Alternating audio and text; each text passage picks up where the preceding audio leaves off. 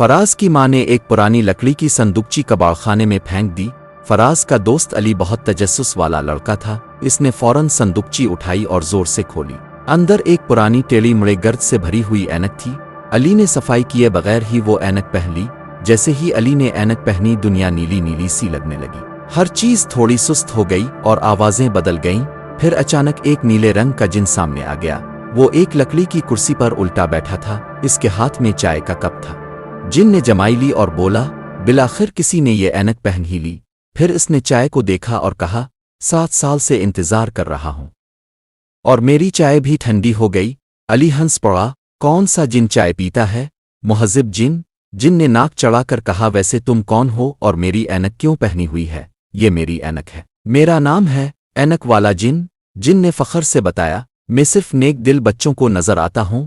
अली ने हंस कर कहा, तो अब क्या करते हो? जिन ने अफसोस से कहा, अब तो बच्चे सच कम बोलते हैं और मोबाइल ज्यादा देखते हैं, इसलिए मैं अब जादुई चाय की डिलीवरी करता हूं, जिन्नात की मीटिंग्स में चाय पहुंचाता हूं। खैर छोड़ो, जिन ने कहा, अब मुझे मेरी ऐनक वापस दो, मुझे बहुत काम करने हैं। अली ने ऐनक को मजबूती से थामा, ये अब मेरी है, मैं भी नेकी करता हूं कभी कभार।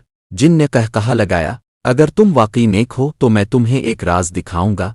जिन और अली साथ जंगल में गए। जिन ने कहा, इन दरख्तों के पीछे एक जादुई दरवाज़ा है जो सिर्फ ऐनक पहनने वालों को नजर आता है। अली ने ऐनक पहनी और एक रोशन नीले दरवाजे को देखकर हैरान रह गया। वो दरवाज़ा खुला और अंदर एक अलग दुनिया थी। दरख्त बातें कर रहे थे, चॉकलेट की नदी बह रही थी और घास का कालीन खुद साफ हो रहा था।